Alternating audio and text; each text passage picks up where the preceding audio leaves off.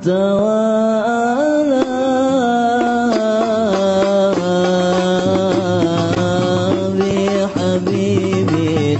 بحبيب عم الأنام منوالا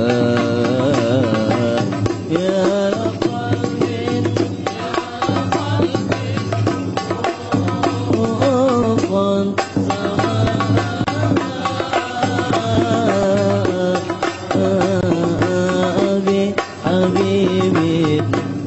حبيبي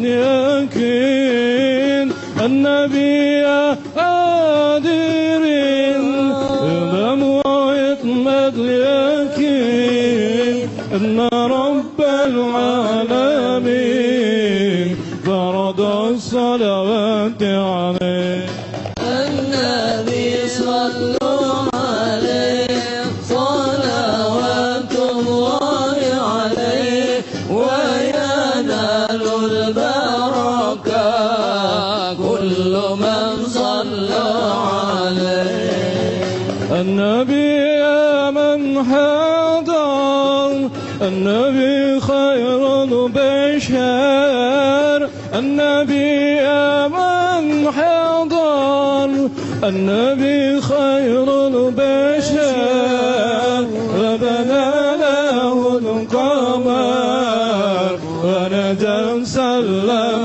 عليه النبي صلوا عليه صلوات الله عليه وينال البركة كل من صلى عليه النبي أهل العرب النبي مده طرب النبي أحلى العرب النبي مده طرب الحبيب علي النسب صلوات الله عليه صلوا عليه صلوات الله عليه وينال البركة كل من صلى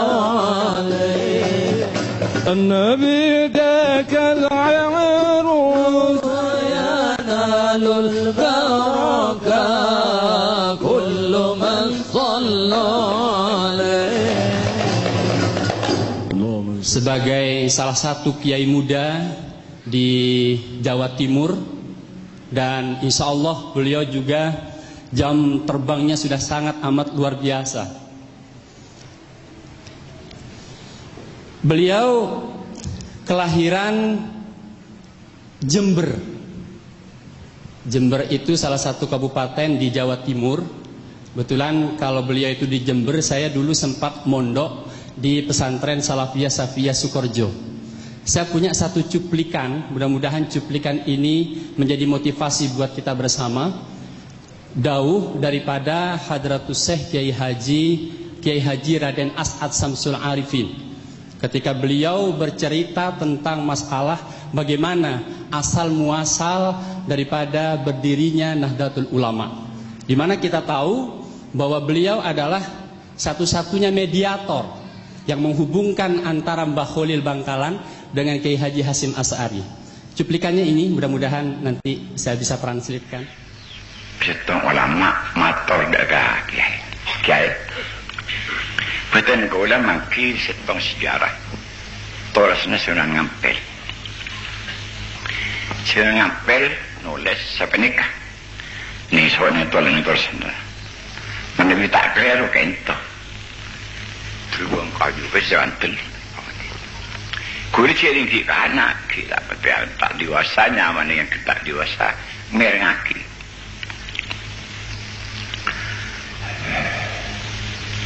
Kebuna engkau bektolah ngaji.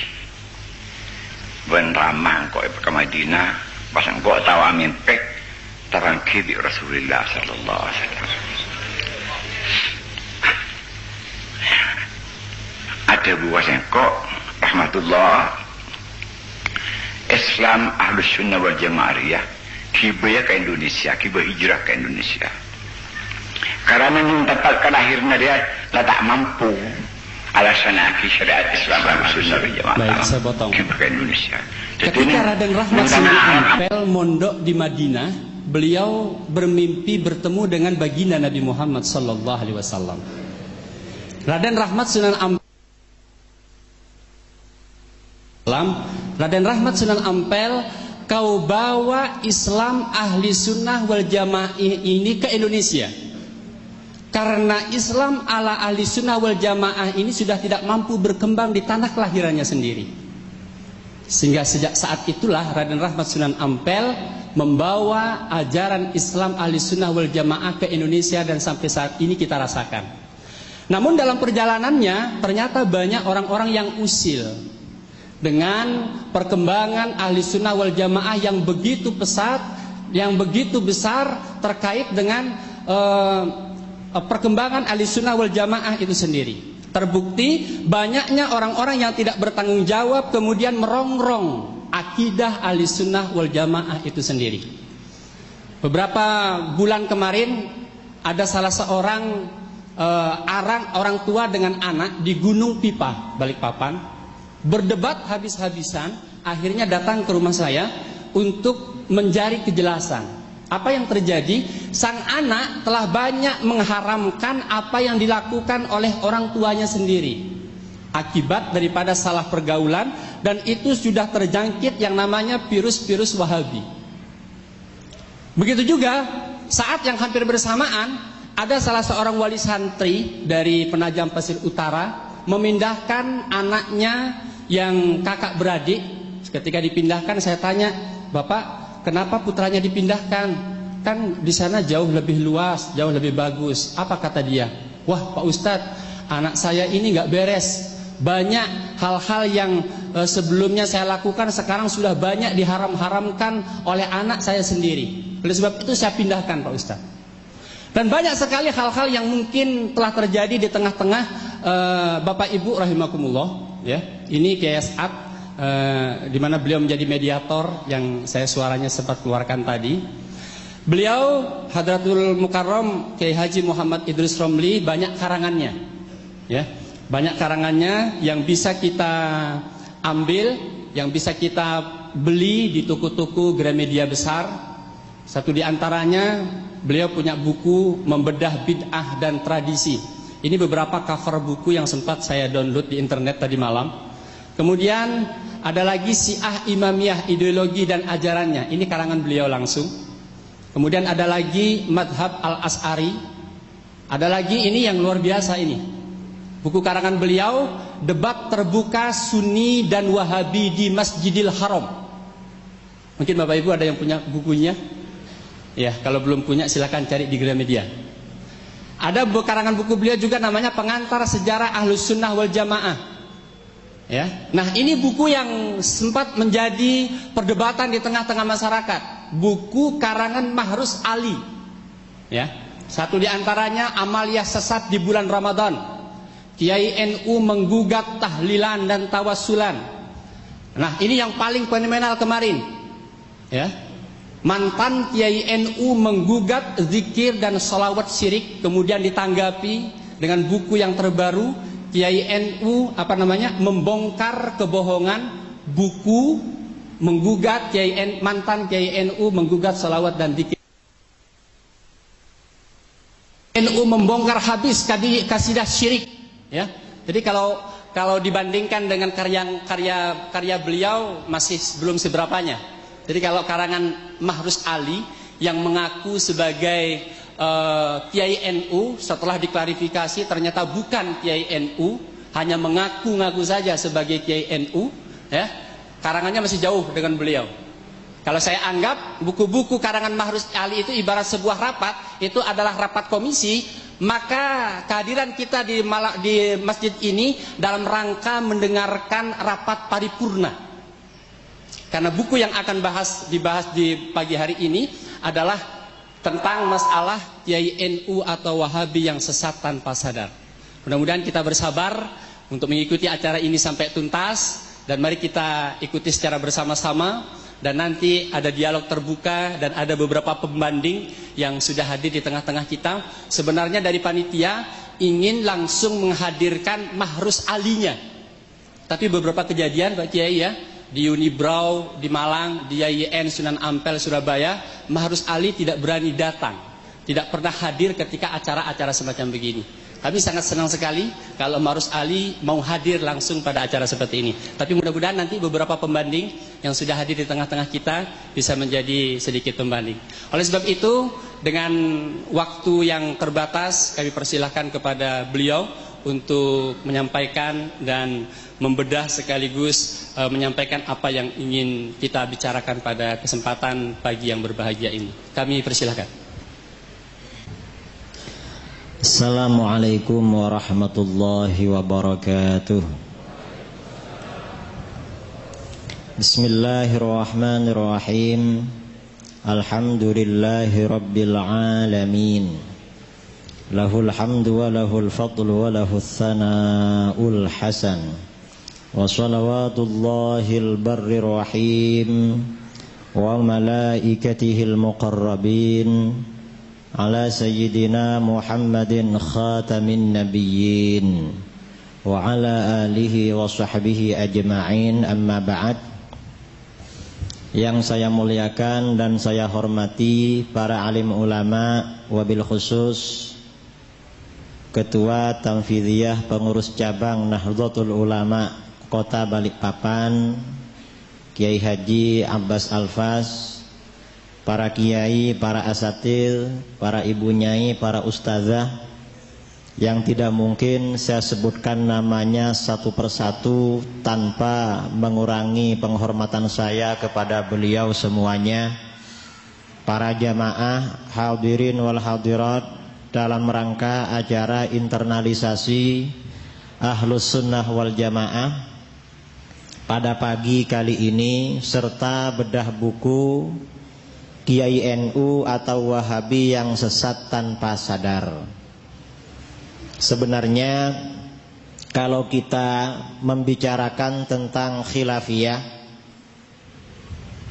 pembicaraan khilafiyah antara Wahabi dengan mayoritas umat Islam, jadi saya katakan ajaran Wahabi ini berbeda dengan mayoritas umat Islam. Umat Islam mana? Umat Islam sejak para sahabat Rasulullah sallallahu alaihi wasallam, para ulama tabi'in, para ulama salaf, para imam mujtahid yang 4, para ulama ahli hadis. Wahabi berbeda dengan mereka. Karena Wahabi ini lahirnya pada abad ke-12 Hijriah, cuman sebagian pemikirannya terinspirasi dari pemikiran seorang ulama yang kontroversial, yang pandangannya banyak yang nyeleneh, banyak yang syadz, yang disebut dengan Syekh Ibnu Taimiyah. Beliau punya murid namanya Syekh Ibnul Qayyim. Syekh Ibnu Taimiyah ini termasuk ulama yang keluar masuk penjara dan meninggal di penjara karena pandangan-pandangannya banyak yang menyimpang dari pandangan para sahabat, ulama salaf dan tabi'in. Setelah Syekh Ibnu Taimiyah ini meninggal di penjara, ajaran beliau ini habis. Tetapi kemudian pada abad ke-12 Hijriah, ajaran beliau dikembangkan lagi, dihidupkan lagi oleh Syekh Muhammad bin Abdul Wahab An-Najdi, yang kita kenal dewasa ini dengan aliran atau kelompok Wahabi. Nah, Wahabi ini pandangan-pandangannya berbeda dengan umat Islam. Umat Islam mana? Seperti saya katakan tadi, umat Islam sejak masanya Rasulullah sallallahu alaihi wasallam. Allahumma sholli ala Muhammad. Jadi berbeda. Ada berapa perbedaan Wahabi dengan kita, dengan mayoritas umat Islam? Kalau Syekh Ibnu Taimiyah pandangannya berbeda dengan umat Islam kira-kira banyaknya 60 masalah. Seperti disebutkan oleh Al-Imam Al-Hafidh Waliyuddin Al-Iraqi dalam kitabnya Al-Ajwibah Al-Mardiyah Alal As'ilah Al-Makkiyah. Ibnu Taimiyah berbeda pendapat dengan umat Islam dalam 60 masalah. Salah satu pendapat beliau yang berbeda dengan umat Islam, pandangannya yang mengatakan neraka tidak kekal. Ibnu Taimiyah punya kitab namanya Minhajus Sunnah An-Nabawiyah fi Naqdi Kalami Syiah wal Qadariyah. Di bagian awal kitab tersebut Ibnu Taimiyah mengatakan bahwa Jaham bin Safwan, pendiri aliran Jahmiyah, berpendapat neraka tidak kekal. Karena Jaham bin Safwan berpendapat neraka tidak kekal, fakaffarahu jami'ul muslimin. Maka Jaham bin Safwan dikafirkan oleh seluruh umat Islam karena pandangannya neraka tidak kekal. Ternyata Ibnu Taimiyah tidak konsisten. Di bagian belakang kitab yang sama, kitab Minhajus Sunnah An-Nabawiyah, Ibnu Taimiyah mengatakan sebenarnya tentang kekal tidaknya neraka, pendapat yang paling kuat adalah pendapatnya Jaham bin Safwan yang mengatakan neraka tidak kekal. Jadi kalau tadi dia mengatakan pendapat neraka tidak kekal itu adalah pendapat kafir, tetapi di bagian belakang kitab yang sama dia mengatakan sebenarnya pendapat yang kuat adalah pendapat yang kafir itu. Jadi yang kafir lebih kuat daripada yang Islam, kata beliau. Ini diantara pendapat Ibnu Taimiyah yang kontroversial. Termasuk pendapat beliau yang kontroversial, melarang beristighatsah dan bertawassul dengan orang yang sudah meninggal. Nah, dari sekian banyak pendapat yang kontroversial ini, kemudian bid'ah sayyi'ah. Jadi pendapat yang menyimpang ini kita katakan bid'ah dhalalah atau bid'ah sayyi'ah. Bid'ah dhalalah dan bid'ah sayyi'ah Ibnu Taimiyah ini yang sudah padam, yang sudah terkubur lama, dihidupkan kembali oleh ajaran Wahabi. Istighatsah, tawassul, tabarruk, katanya Wahabi kafir, syirik, pelakunya masuk neraka selama-lamanya. Ini katanya Wahabi.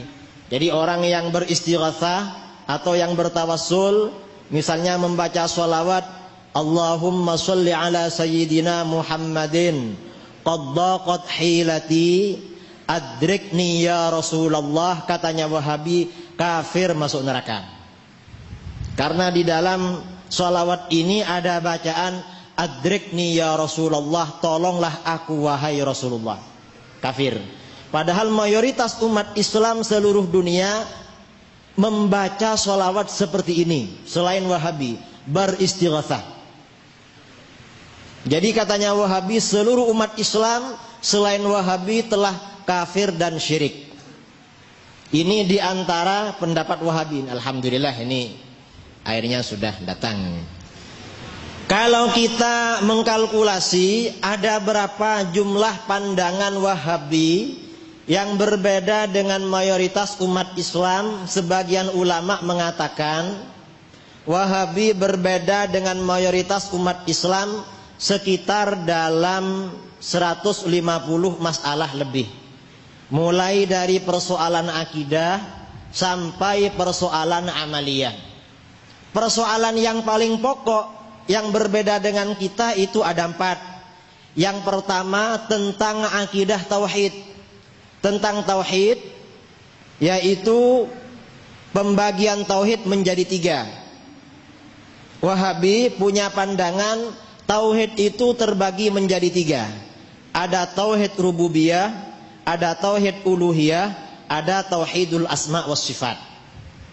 Padahal kalau ditanya hadisnya mana ayat Al-Quran atau hadis Nabi yang membagi tauhid menjadi tiga.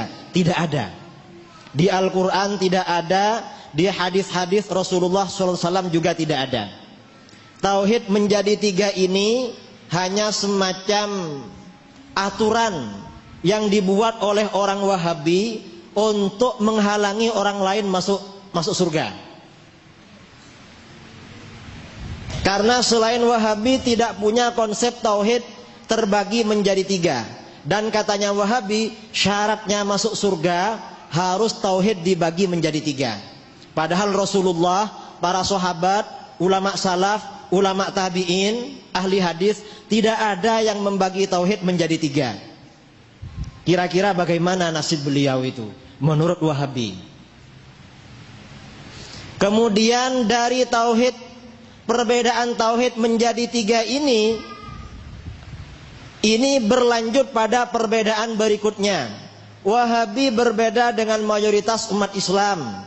Mayoritas umat Islam berpendapat Tuhan itu ada tanpa tempat, tidak ada tempatnya. Karena Tuhan tidak butuh pada tempat. Lain dengan manusia seperti saya atau Ustadz Rosyidi atau Kiai Abbas atau siapapun, pasti ada tempatnya. Tapi katanya kalau Tuhan tidak butuh tempat, katanya Wahabi, Tuhan itu ada tempatnya.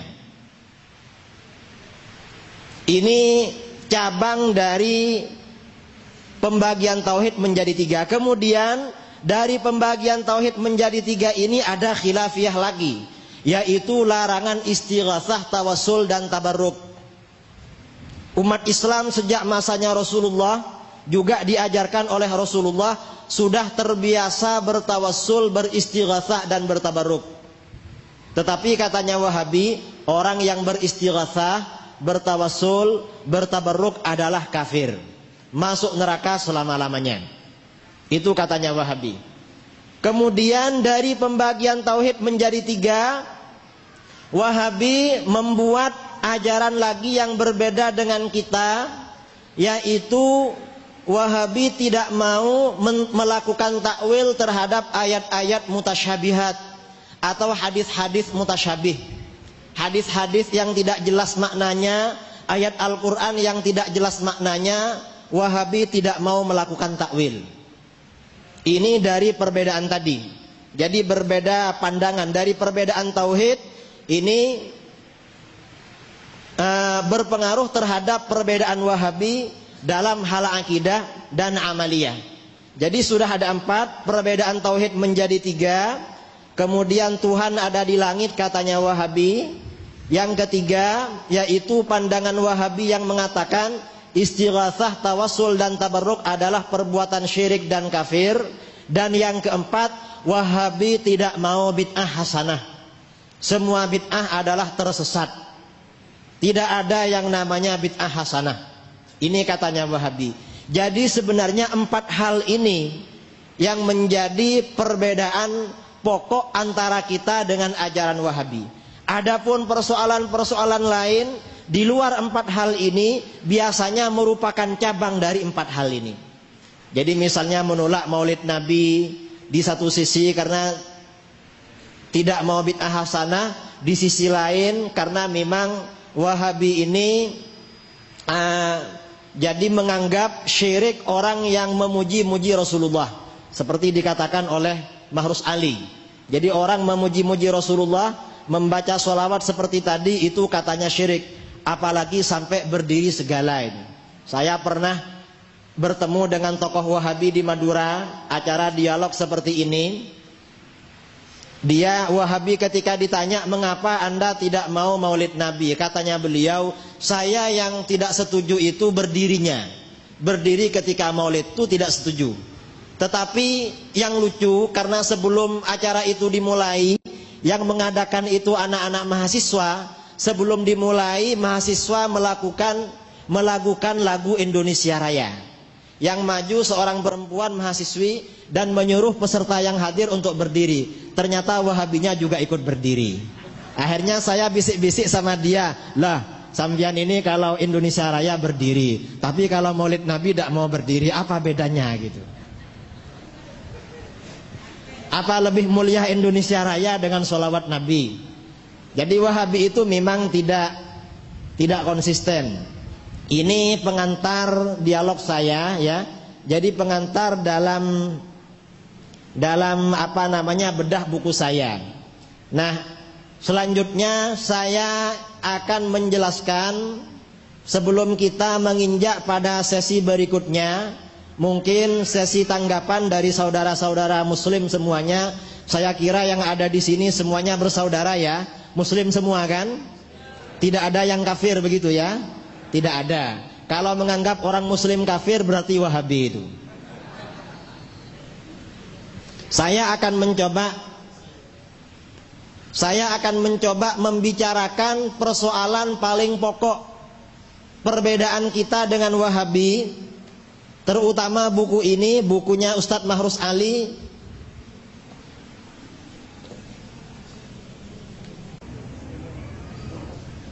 Saya akan menyampaikan tentang dalil-dalil istighatsah dari hadis Rasulullah SAW dan amaliyah para ulama salaf, mulai para sahabat, ulama salaf, ahli hadis dan dalil-dalil yang lain.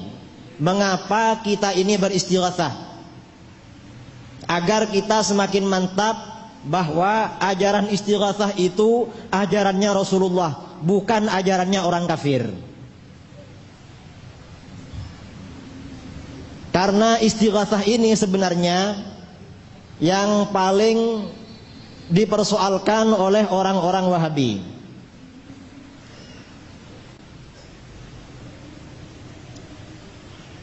Nah, ini bacaan sholawat ya, yang paling kuat, yang sering kita baca ketika istighatsah. Allahumma sholli wa sallim ala sayyidina Muhammadin qad daqat hilati adrikni ya Rasulullah. Bacaan ini terjadi kontroversi antara Ahlus Sunnah wal Jamaah dengan Wahabi, terutama terletak pada bacaan adrikni ya Rasulullah. Tolonglah aku wahai Rasulullah, dengan didoakan kepada Allah maksudnya. Menurut mayoritas umat Islam, sejak generasi para sahabat hingga sekarang,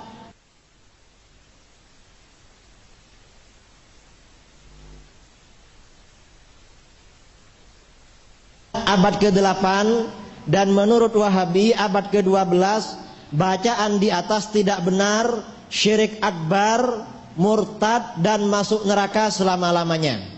Jadi ada perbedaan yang sangat radikal antara kita dengan Wahabi.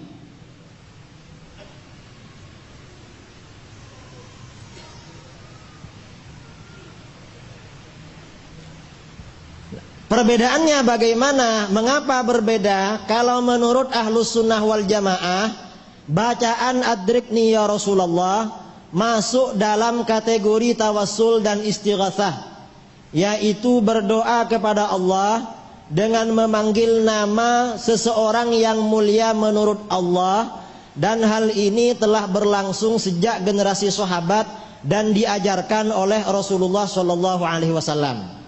Sementara kalau menurut Wahabi, bacaan adrikni ya Rasulullah masuk dalam kategori menyembah selain Allah. Karena menyembah selain Allah sudah barang tentu pelakunya syirik akbar, murtad, masuk neraka selama-lamanya, dan hal ini telah difatwakan oleh Syekh Ibnu Taimiyah Al-Harrani. Ini ada kitab karangannya ulama Wahabi sekarang dari Timur Tengah, dari Saudi Arabia. Di dalam kitab ini, Kaifa Nafhamut Tauhid, karangannya Muhammad bin Ahmad Bashmil. Dalam kitab ini dia mengatakan Abu Jahal dan Abu Lahab lebih mantap tauhidnya dan lebih bersih imannya daripada muslim yang beristighatsah atau bertawassul. Jadi ini bahasa Arabnya, Abu Jahal dan Abu Lahab itu lebih bagus kualitasnya daripada mayoritas muslim yang beristighatsah dan tawassul. Ajibun wa gharib ayyakuna Abu Jahal wa Abu Lahab aktsara tauhidan lillah wa akhlasa imanan bihi minal muslimin alladzina tawassalun. Nah, bacaan adrikni ya Rasulullah menurut Ahlus Sunnah wal Jamaah ini membenarkan bacaan tersebut berdasarkan hadis Rasulullah SAW, amaliyah dan perilaku para sahabat dan ulama salaf. Sementara Wahabi melarang dan mensyirikkan bacaan seperti tadi berdasarkan fatwa Ibnu Taimiyah. Nanti saja, yang ngopi nanti saja. Jadi Wahabi melarang dan menganggap syirik membaca Adrikni ya Rasulullah. Nah, dalilnya mana? Mengapa kita membaca istighatsah Adrikni ya Rasulullah? Dalilnya banyak sekali. Yang pertama hadisnya Utsman bin Hunayf radhiyallahu an. Hadis ini sahih, diriwayatkan oleh Imam Ahmad bin Hambal di dalam musnadnya. Di dalam hadis ini diterangkan bahwa jadi di dalam hadis ini ketika ada, saya berdiri saja ya, soalnya sambil menunjuk kalau duduk tidak enak. Mulai tadi malam kemarin duduk terus, ingin berdiri. Ibu-ibu tidak apa-apa ya berdiri ya.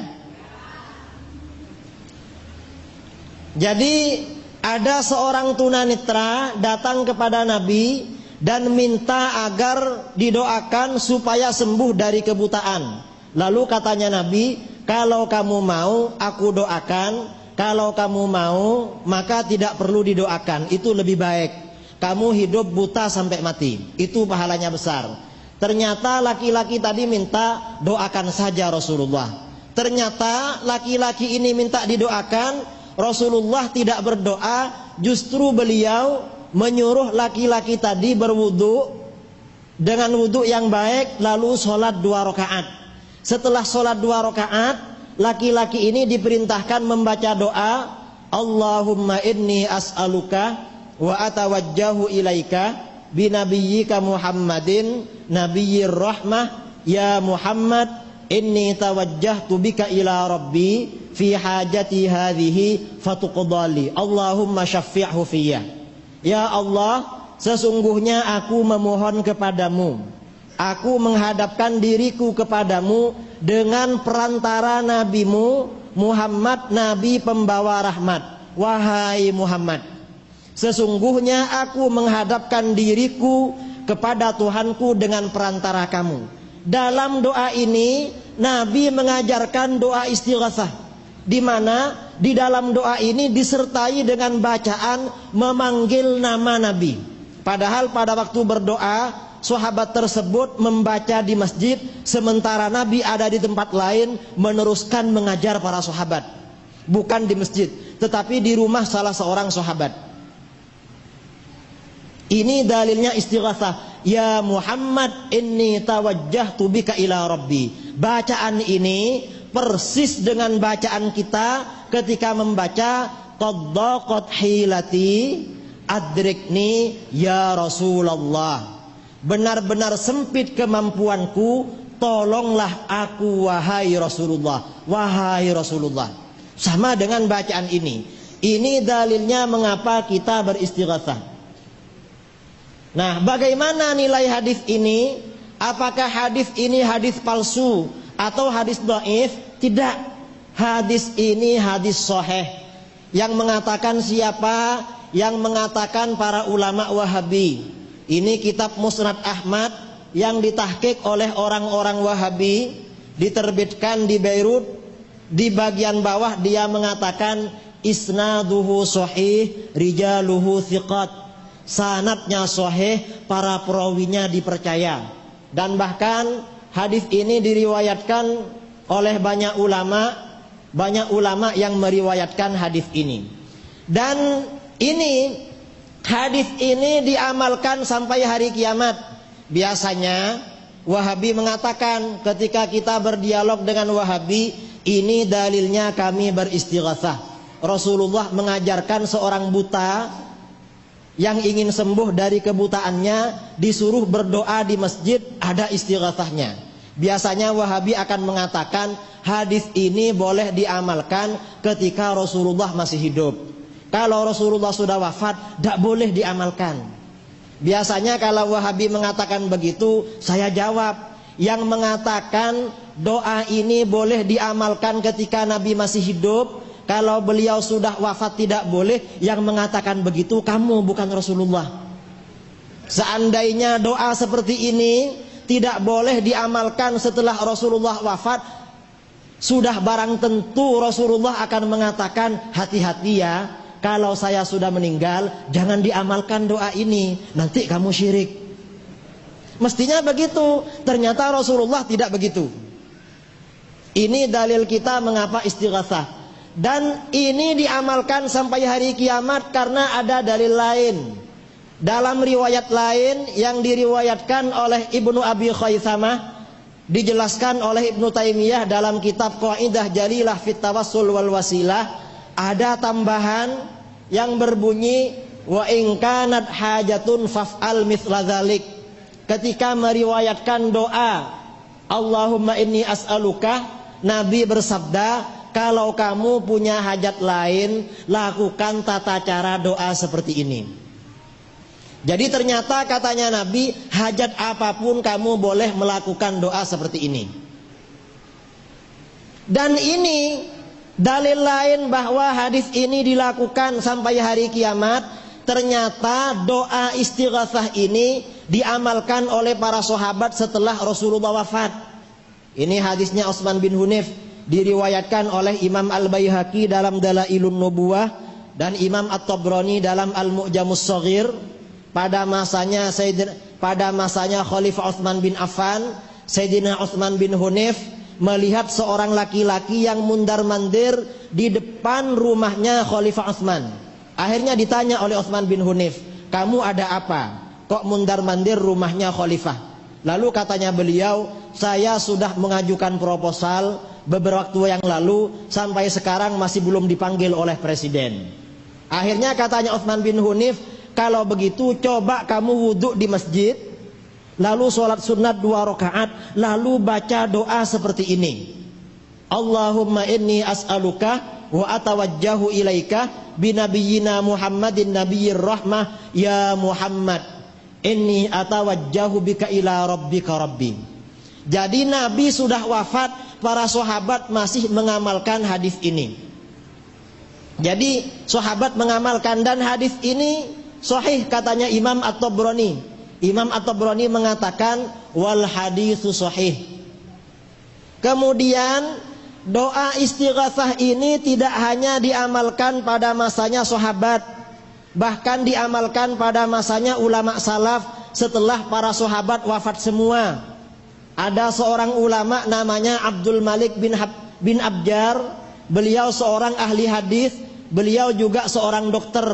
Suatu ketika beliau didatangi seorang laki-laki yang perutnya membuncit, minta periksa kepada beliau. Imam Abdul Malik bin Abjar, tolong perut saya diperiksa, terus penyembuhannya apa? Ternyata setelah Imam Abdul Malik bin Abjar memeriksa perut laki-laki itu, katanya Abdul Malik bin Abjar, di perutnya kamu ada penyakit yang tidak bakalan sembuh. Nah, penyakit apa ini kok tidak bisa sembuh? Penyakit kanker ganas atau tumor. Karena dikatakan tidak akan sembuh, lalu laki-laki tadi menghadap kiblat. Begitu menghadap kiblat, laki-laki tadi berdoa, Allah, Allah, Rabbi la usyriku bihi ahada, Allahumma inni atawajjahu ilaika binabiyyika Muhammadin sallallahu alaihi wasallam nabiyyir rahmah ya Muhammad. Jadi membaca doa tunanitra tadi. Setelah membaca doa ini 3 kali, laki-laki tadi menghampiri sang dokter, minta diperiksa. Setelah diperiksa, katanya dokternya, aneh, perutnya kamu ternyata sudah sembuh. Ini gara-gara doa istighatsah tadi. Dan ini tidak hanya diamalkan oleh ulama salaf. Pada tahun 2005, ketika saya ditugas oleh kiai saya mengajar di Amuntai, Kalimantan Selatan, saya ditelepon oleh seorang kiai muda dari Madura. Beliau masih teman saya ketika di pesantren dulu. Teman ini minta maaf, pamitan akan mati karena terserang penyakit komplikasi, berhari-hari di rumah sakit tidak sembuh-sembuh. Akhirnya tiap pagi teman ini saya telepon, saya hibur dengan baik. Setelah kira-kira dapat 2 minggu, saya nelpon teman saya ini tidak bisa, kehilangan kontak. saya pikir orang ini sudah meninggal. Karena dihubungi tidak bisa dan kemarin minta maaf takut mati. Setelah saya pulang ke Jember dapat 5 bulan, dapat 6 bulan kemudian teman saya ini telepon saya pakai nomor baru. Saya tanya, kamu telepon saya dari mana? Dari alam kubur atau masih hidup? Ternyata katanya teman saya, loh sambian ini, saya ini masih hidup. Ini ada 2 berita gembira buat sampean ingin saya sampaikan. Apa? Yang pertama, saya sudah sembuh dari sakit yang dulu itu. Yang kedua apa? Yang kedua, saya sudah menambah istri lagi. Akhirnya setelah kejadian itu saya heran. Karena 7 bulan sebelumnya kiai ini telepon saya sudah mau mati. Tapi setelah nelpon lagi kok nambah istri. Ini kan aneh. 7 bulan, beberapa bulan kemudian ada pertemuan para kiai se-Jawa Timur di Gresik, bermusyawarah. Akhirnya kiai-kiai ngobrol-ngobrol. Pada waktu istirahat ngobrol-ngobrol. Apa ya doanya kalau ingin kawin lagi? Karena kiai-kiai itu kalau ngobrol sesama kiainya, biasanya yang dibicarakan tidak ada lagi, ingin kawin lagi. Dan kiai kalau punya keinginan biasanya modalnya cuma doa, tidak mau mengeluarkan uang. Karena kiai tidak bisa mencari uang itu. Akhirnya waktu ngomong-ngomong, ada kiai bilang, apa ya doanya kalau ingin kawin lagi? Akhirnya saya punya usul, coba ya, saya akan telepon teman saya kiai muda di Madura. Usianya masih relatif muda, sekitar 30 tahun, tetapi 30 tahunan, tetapi istrinya sudah 2. Tak telepon sama saya. Setelah ditelepon, ini kiai-kiai tanya, doa sampian kok bisa kawin lagi itu apa? Ternyata jawaban beliau, doa saya sehingga mudah kawin lagi itu yang mengaji di pesantren dulu, doa yang diajarkan oleh Rasulullah kepada sahabat yang buta yang ingin sembuh dari kebutaan. Setelah saya membaca doa itu, istri saya menyuruh saya kawin lagi. Bahkan saya pamitan sama mertua, mertua juga mendorong saya kawin lagi. Setelah itu minta anaknya orang langsung diterima. Itu tahun 2006 yang lalu. 7 bulan kemarin saya ada undangan ke Kabupaten Sumeneb. Pulang dari Sumeneb saya minta diantarkan Kiai Sumeneb karena akan mengisi ceramah di Pamekasan. Saya ajak kiai-kiai itu sowan ke kiai muda itu. Akhirnya ada yang bilang sebagian kiai, katanya sampean sudah istri 2. Katanya Lora ini, wah itu tidak benar kiai, itu fitnah. Loh kok begitu? Istri saya sudah lama 3 katanya. Jadi bukan 2. Ini doa istighatsah. Jadi ajaran Rasulullah ini untuk apa saja ini? Dan ini doa istighatsah ini dalil pertama. Kemudian dalil kedua, mengapa kita ini beristighatsah? Ini ada sebuah hadis diriwayatkan oleh banyak ulama di dalam kitab-kitab mereka. Pada masanya Sayyidina Umar bin Al-Khattab, ketika terjadi musim paceklik, ada seorang sahabat, seorang laki-laki datang ke makam Nabi. Lalu laki-laki ini berkata, ya Rasulullah, istasqi li ummatik fa innahum qad halaku. Wahai Rasulullah, mintakan hujan bagi umatmu karena mereka sekarang sedang dalam kesulitan, sedang dalam kelaparan, sedang dalam musim paceklik. Jadi para sahabat, sebagian sahabat ketika terjadi musim paceklik datang ke makam Rasulullah, memanggil Rasulullah agar mendoakan umatnya terbebas dari musim paceklik, dari kesulitan. Ini dasarnya orang-orang Islam Nusantara, umat Islam Nusantara, Ahlus Sunnah wal Jamaah, ketika ziarah ke makam para aulia biasanya membaca apa? Ibadallah rijalallah aghithuna li ajalillah fakunu aunana billah asana bi fadlillah. Ini dasarnya. Jadi mengapa ketika kita berziarah ke makam para aulia ibadallah, wahai hamba-hamba Allah yang dekat kepada Allah, rijalallah, wahai para aulia yang dekat dengan Allah, aghithuna li ajrillah, tolonglah kami semata-mata karena Allah. Jadi bukan menyembah, tolong agar didoakan kepada Allah. Itu namanya istighatsah. Apakah orang yang ada di dalam kubur itu mendengar? Persoalannya bukan mendengar atau tidak. Rasulullah sudah mengajarkan cara seperti itu. Mendengar atau tidak bukan persoalan kita. Sahabat tadi oleh Rasulullah disuruh berdoa di masjid, disuruh memanggil Rasulullah. Tidak ada keterangan kalau Rasulullah mendengar panggilan itu. Persoalannya itu bukan karena mendengar atau tidak. Jadi sahabat seperti itu amaliyahnya. Dan hadis ini sahih. Hadis tadi ini nilainya sahih yang mengatakan Imam Ibnu Katsir. Ibnu Katsir ini temannya Ibnul Qayyim, sama-sama muridnya Syekh Ibnu Taimiyah. Dia punya kitab Al-Bidayah wan Nihayah. Ini kitab aslinya saya scan. Beliau mengatakan isnadun sahih. Sanadnya sahih. Bahkan Imam Ibnu Hajar juga mengatakan kalau ini sahih dalam kitab Fathul Bari bi isnadin sahih. Jadi sahih ya. Dalam kitab yang lain juga mengatakan sahih.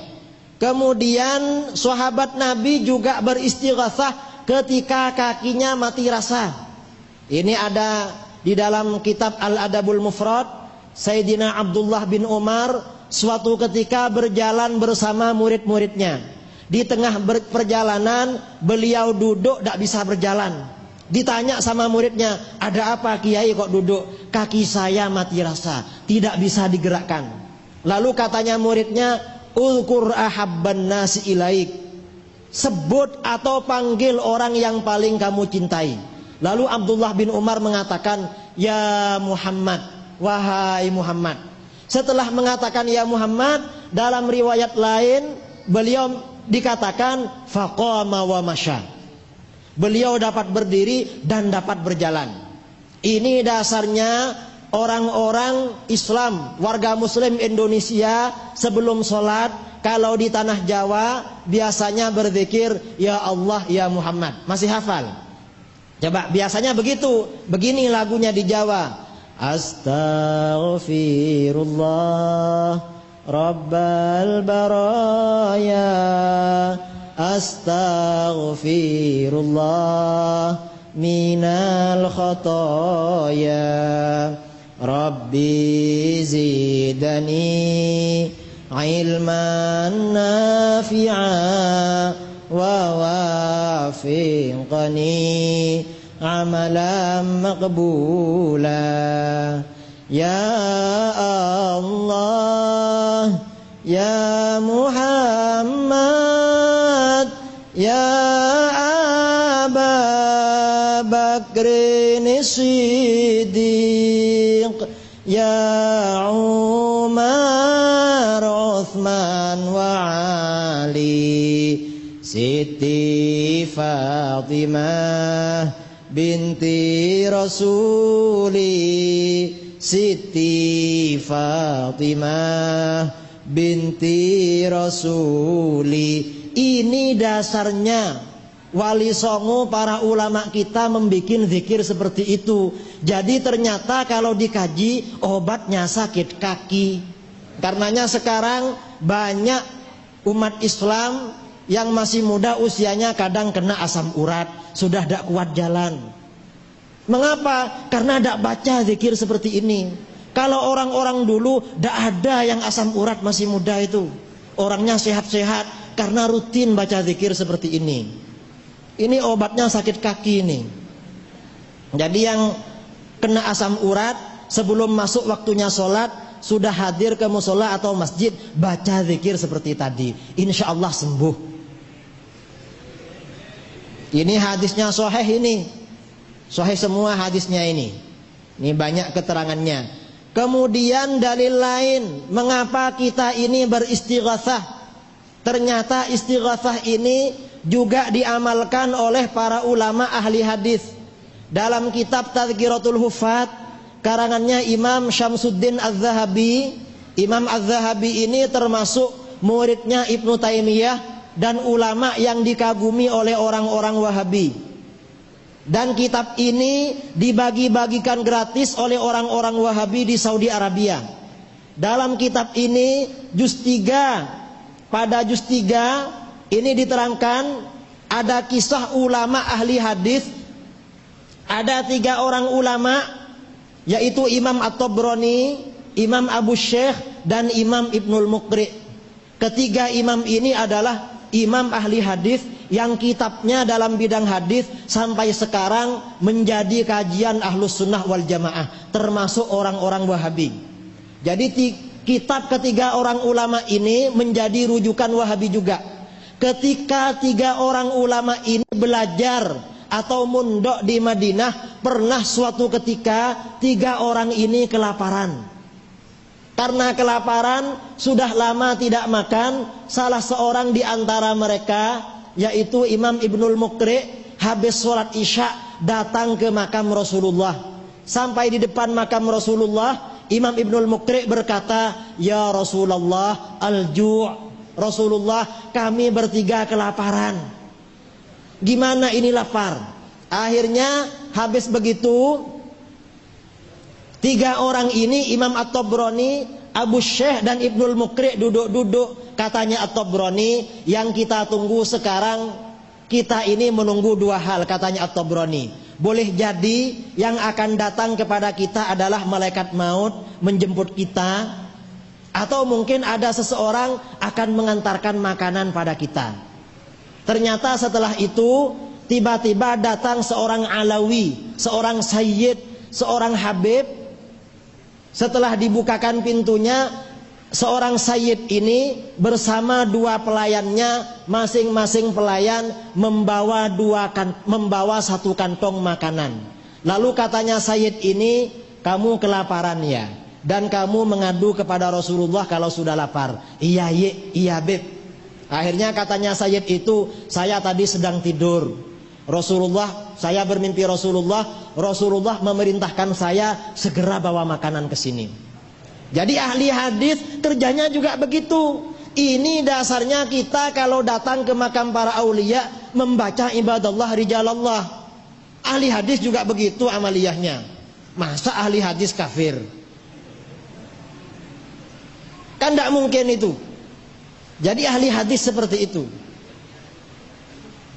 Kemudian pada periode berikutnya, setelah Imam At-Tabrani ini wafat, ada salah seorang generasi penerus beliau, juga ulama salaf, seorang ulama sufi namanya Abul Khair Al-Aqta At-Tinati.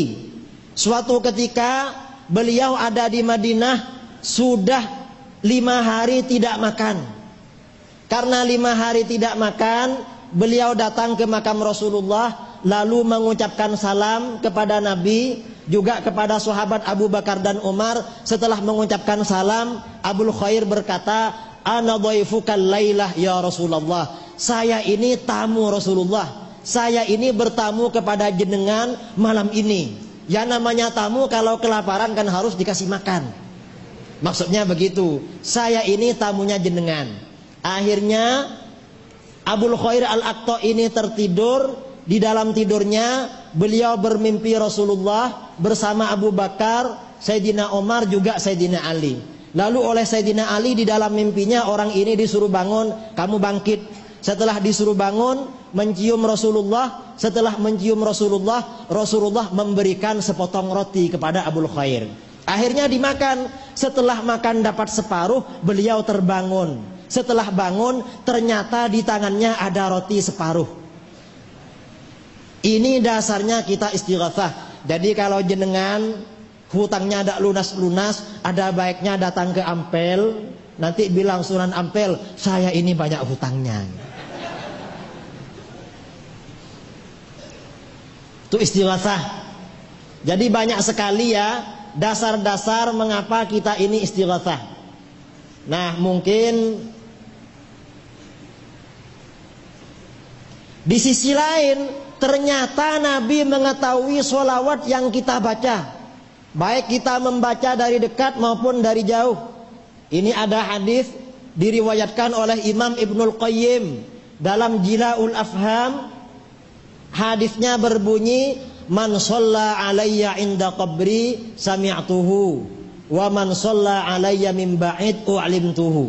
Barang siapa yang bersolawat di samping makamku, aku dapat mendengarnya. Tapi kalau bersolawat dari balik papan karena jauh, itu sampai kepadaku, aku diberitahu solawat itu. Jadi Nabi ini mendengar solawat kita, tahu. Nah, kalau Nabi ini tahu solawat kita secara logika, berarti setelah membaca solawat tidak ada persoalan kita minta tolong kepada beliau agar didoakan kepada Allah. Ini dalilnya kita beristighatsah. Dan hadis ini katanya para ulama nilainya sahih. Jadi yang saya sampaikan mulai tadi hadis sahih semua. Tidak mau sama hadis dhaif. Apalagi hadis palsu. Karena kami pengikut orang ahlus sunnah wal jamaah ini, pengikut Rasulullah, pengikut para sahabat, pengikut ahli hadis, pengikut ulama salaf. Nah, ternyata katanya Wahabi, orang yang beristighatsah seperti tadi kafir, syirik, murtad, masuk neraka selama-lamanya, lebih jelek daripada Abu Jahal dan Abu Lahab. Kira-kira pandangan Wahabi mengkafirkan apa tidak terhadap Rasulullah, para sahabat dan ahli hadis? Kira-kira secara logika bagaimana? Jadi Wahabi itu pandangannya berbahaya, karena dari pandangan Wahabi secara tidak langsung berarti mengkafirkan Rasulullah, karena yang mengajarkan istighatsah adalah Rasulullah. Wahabi secara tidak langsung mengkafirkan para sahabat, karena yang mengajarkan istighatsah para sahabat. Mengkafirkan ulama salaf dan ahli hadis, karena yang mengajarkan istighatsah ulama salaf dan ahli hadis. Ini barangkali pengantar dialog diskusi pada kali ini. Untuk selebihnya mungkin kita bisa diteruskan dalam sesi dialog. Kurang lebihnya saya mohon maaf. Assalamualaikum warahmatullahi wabarakatuh. Alhamdulillah, subhanallah, pagi hari ini kita banyak mendapatkan tambahan ilmu, sehingga apa yang diamalkan oleh mayoritas umat Islam yang ada di Indonesia ini semakin memperkuat bahwa semua yang diamalkan itu ada dasarnya. Dan satu hal mungkin yang terpenting, karena beliau juga dari tadi menyitir dalil-dalil hadis sahih, subhanallah, dalam sebuah hadis Rasulullah juga menyatakan dalam sebuah hadis sahih, wa man da'a rajulan bil kufri au qala aduwallahi wa laisa kadzalik illa hara alaihi. Barang siapa yang menuduh kafir kepada orang lain yang seiman seagama, padahal dia tidak kafir, maka ungkapan kafir itu akan kembali kepada dirinya sendiri. Ini hadis sahih Bapak Ibu. Kalau nggak percaya ini hadis sahih, kula aturi jenengan pinara wonten neraka. Bapak Ibu yang dirahmati oleh Allah, pagi hari ini pada kesempatan acara ini ada beberapa pembanding yang sudah sempat diundang oleh panitia, diantaranya dari MUI Kota Balikpapan, kemudian dari Pondok Pesantren Ibnul Qayyum, kemudian dari pengurus cabang Muhammadiyah, dari Sekolah Tinggi Agama Islam Ibnu Khaldun, kemudian ada juga Ustadz Azra'i Abdus Syukur, dan dari Jamaah Tabligh, dan dari beberapa organisasi-organisasi keislaman. Namun saudara kita dari LDII menyampaikan permohonan maaf tidak bisa hadir. Pada kesempatan yang sangat berbahagia ini, saya persilahkan kepada beberapa pembanding yang mungkin ingin menyampaikan apa yang ingin disampaikan kepada beliau. Yang jelas kepada para jemaah, Bapak Ibu yang sekiranya pendapatnya sama dengan beliau, saya kira mungkin dipending nanti pertanyaan satu dan lain halnya, dikaitkan khusus ada hal-hal yang mungkin kontroversi dengan apa yang disampaikan oleh beliau tadi, sehingga beliau bisa memberikan jawaban secara tuntas. Saya persilakan untuk acung tangan untuk termin pertama. Ada 3 pembanding. 1, oke, sebentar. Ada lagi? Oke, 2, 1 lagi dari ibu-ibu ada? Assalamualaikum warahmatullahi wabarakatuh. Alhamdulillah wa syukrulillah. Ashhadu an la ilaha illallah wahdahu la syarika lah. Wa ashhadu anna Muhammadan abduhu wa rasuluhu la nabiyya ba'dah. Allahumma salli ala Muhammad wa ala ali Muhammad.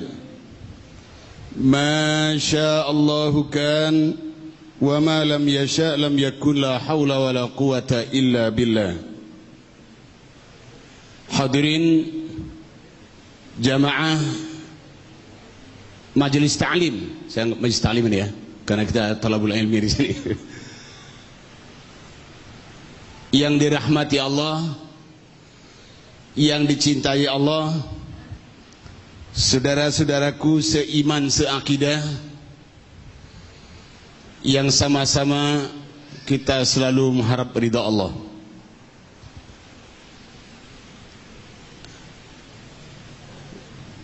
Menurut surat yang saya terima dari panitia, saya adalah diminta untuk menjadi pembicara pembanding.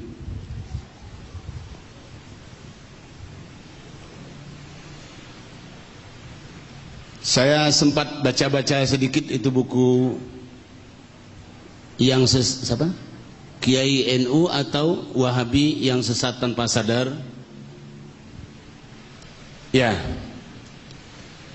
Kalau baik saudaraku dari panitia maupun hadirin wal hadirat, saya dianggap pembanding ini sebagai dari pihak Wahabi, mohon maaf, saya bukan dari Wahabi. Saya adalah muslim, saudara antum semua. Allahu Akbar.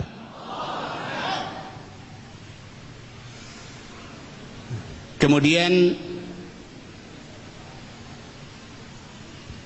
ada beberapa hal yang ingin saya sampaikan. Dari awal yang disampaikan oleh Al-Mukarram Ustaz Mahmud Ramli, Muhammad Idrus Ramli, bahwa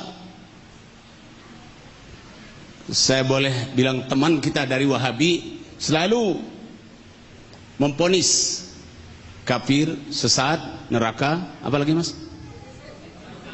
Apalagi? Macam-macam ya. Jadi saya lihat begitu gampangnya menuduh. Sebab neraka, surga, kafir itu ponisnya dari Allah mestinya, bukan dari kita. Oleh sebab itu saya mensitir sebuah hadis. Kalau tidak salah ingat saya, tolong dicari Muhammad Idrus Ramli di Sahih Muslim kalau nggak salah ya.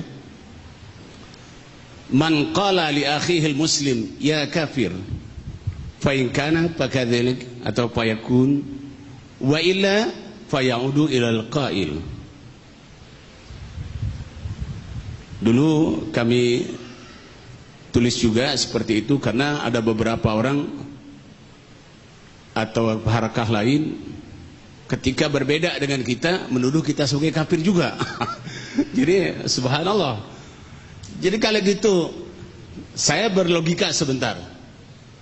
Kalau kita ini disebut kafir oleh pihak Wahabi tadi, dan saya dan kita juga nggak mau dikatakan kafir, kita mengatakan mereka kafir juga.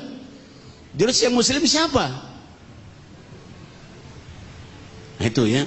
Jadi saya melihat teriakan-teriakan ponis kafir, sesat, neraka itu adalah kita terlalu siapapun dia terlalu berlebihan mendahului Allah. La tuqaddimu baina yadayillahi wa rasulih. Ya. Jadi kalau ada ayat mengatakan, hadis mengatakan kafir, biarkan ayat dan hadis memponis, jangan kita ikut mengiyakan. Itu urusan Allah. Kita yakini itu firman Allah benar, sabda Rasulullah benar. Sudah, sami'na wa ta'na, itu yang terjadi pada kita. Kalau umat Islam kembali kepada Al-Quran dan Al-Hadis Sahih seperti yang dijelaskan oleh Ustaz Muhammad Idrus Ramli tadi, selesai semuanya. Saya sitir sebuah ayat dalam surah An-Nur ayat 51. A'udzubillahi minasyaitonirrajim. Innama kana qaulal mu'minina idza du'u ila Allahi wa rasulihi liyahkuma bainahum ay yaqulu sami'na wa ata'na. Ucapan orang yang beriman apabila dipanggil untuk berhukum kepada Allah dan Rasulnya, mereka hanya mengucapkan kami dengar, kami taat. Mereka itu pasti beruntung. Oleh sebab itu para hamba Allah,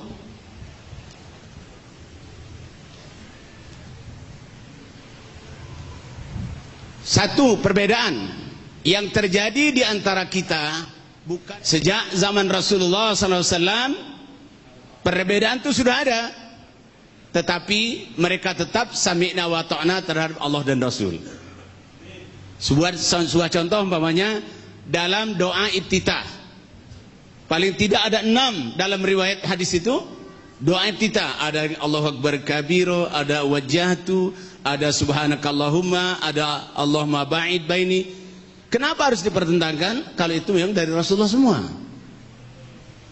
Kita sujud dalam salat, ada yang tangan dulu, ada yang lutut dulu. Pernah Rasulullah contohkan semua itu. Bagi saya perbedaan itu selama kita terpimpin dengan Al-Quran dan Sunnah sebagai contoh teladan kita Rasulullah adalah hak. Al-Mukarram Ustaz Muhammad Idrus Lamri, saya sampaikan sebuah hadis khusus untuk kenang-kenangan buat sampean dan saya, ya, kullu ummati yadkhulunal jannah illa man aba. Semua umatku pasti masuk surga. Rasulullah ditanya oleh sahabat, ada yang tidak mau ya Rasulullah masuk surga? Man ata'ani dakhulal jannah wa man asani faqad aba. Siapa yang mau ikut aku, kata Rasulullah, itulah yang akan masuk surga. Mohon maaf kalau penyampaian saya tidak begitu menarik, karena saya diharapkan oleh Ustadz Ahmad Rasidi, sahabat saya, mungkin sebagai mewakili oleh teman kita dari Wahabi, itu tidak tepat.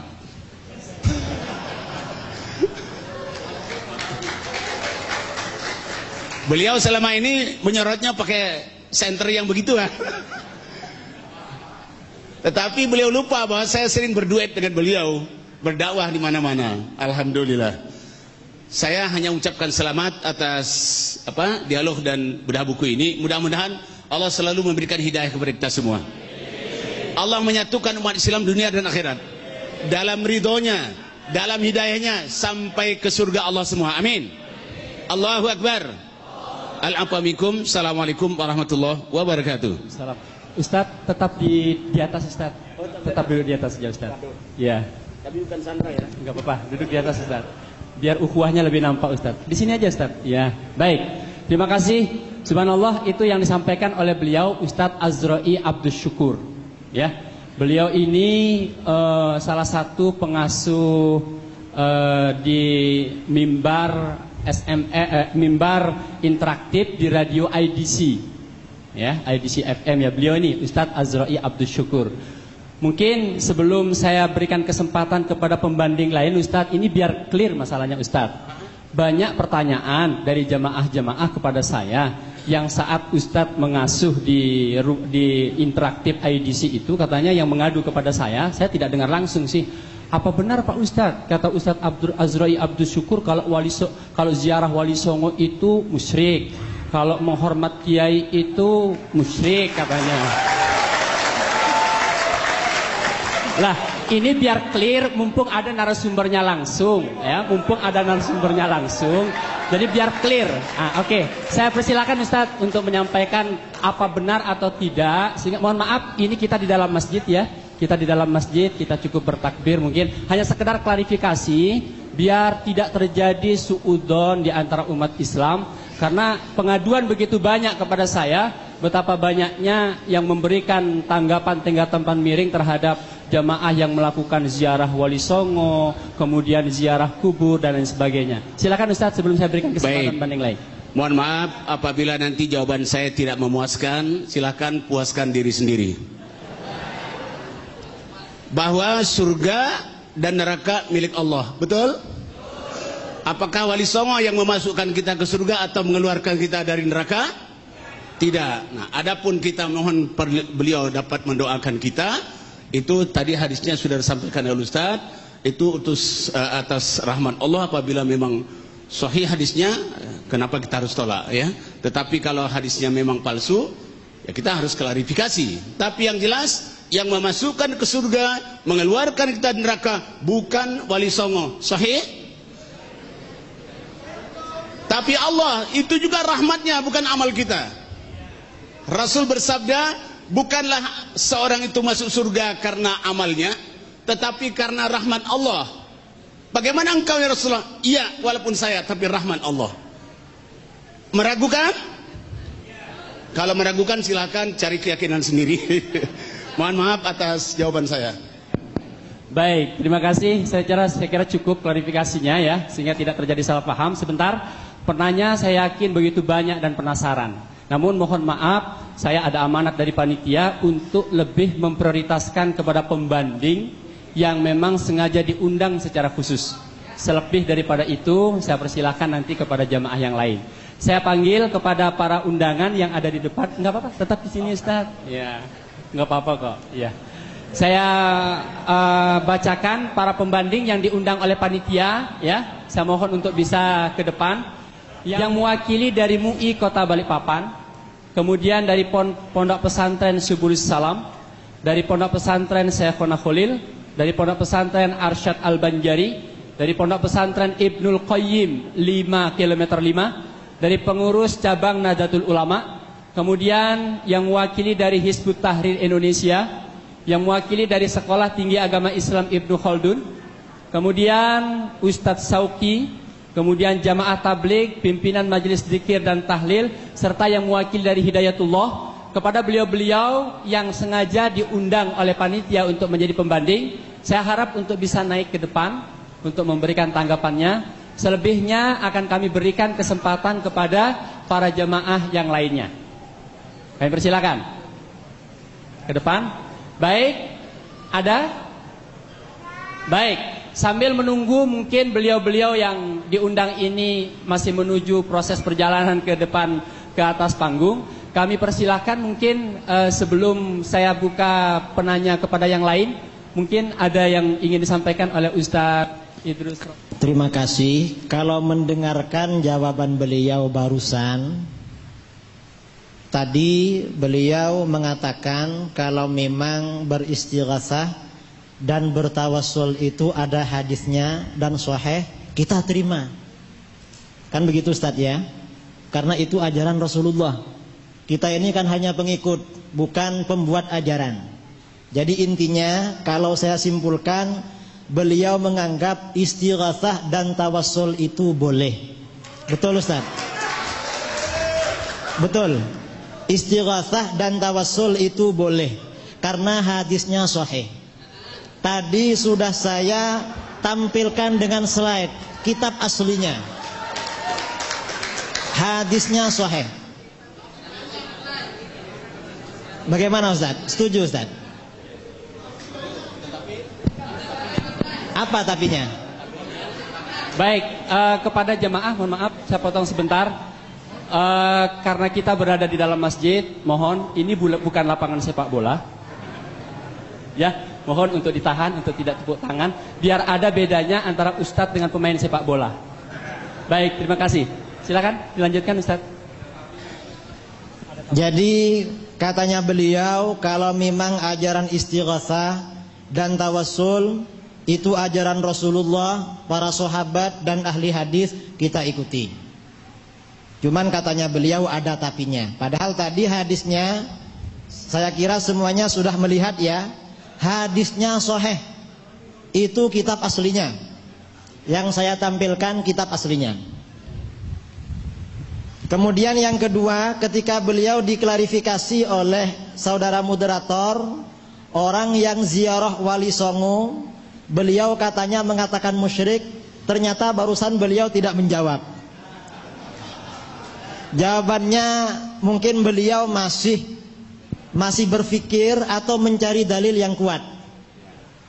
Kalau memang masih mencari dalil yang kuat, berarti beliau kemarin mengatakan musyrik, itu berarti berfatwa tanpa dalil.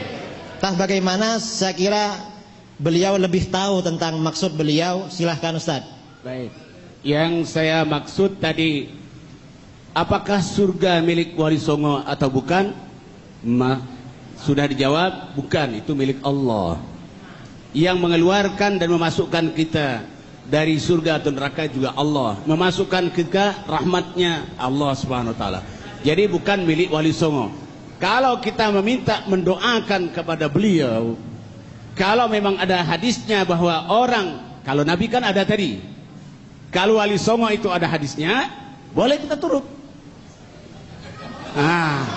Tetapi seperti Rasulullah tadi disuruh memanggil nama beliau, ada hadisnya. Kan gitu. Jadi saya menjawab, selama itu ada hadisnya, Al-Quran dan hadisnya sahih, tidak musyrik. Tetapi kalau ada hadisnya, tidak ada hadisnya, saya kembalikan kepada Allah. Saya tidak boleh menuduh dengan lisan saya saudara saya sebagai kafir dan musyrik. Oke, sebentar. Mungkin ada pertanyaan yang penasaran Ustadz, mewakili dari teman-teman. Apakah orang yang ziarah Wali Songo, ziarah kepada makam-makam para wali itu dihukumi syirik atau tidak? Ziarah, Rasulullah telah bersabda, kuntu nahaitukum an ziyaratil qabri. Saya pernah melarang kalian berziarah kepada kubur. Ala fazuruha fa innaha tadhkiratul lil maut. Sekarang boleh kamu ziarah, karena ziarah itu adalah mengingatkan kita kepada mati. Jadi boleh. Oke, saya rasa sudah cukup apa yang disampaikan oleh Ustadz Azra'i Abdus Syukur. Mudah-mudahan apa yang beliau sampaikan hari ini begitu juga disampaikan ketika acara-acara siaran dimanapun. Saya khawatir ketika di sini beliau bisa memberikan penjelasan seperti itu, tapi ketika di forum-forum lain kemudian memberikan penjelasan lain, jangan sampai ada dusta di antara kita. Baik, silakan Ustaz Idris. Jangan ada sampai ada dusta di antara kita. Selama kita bersaudara ukhuwah Islamiyah, insyaallah jujur adalah pakaian kita. Alhamdulillah. Baik, terima kasih Ustaz Idris, silakan. Saya ingin menambahkan masalah ziarah kubur. Ada perbedaan antara mayoritas umat Islam dengan Wahabi. Jadi maksud perbedaan ini bukan dengan Ustadz Azra'i, karena beliau tadi bukan Wahabi. Berarti mulai tadi saya tidak menyinggung beliau gitu Ustadz ya, karena bukan Wahabi katanya.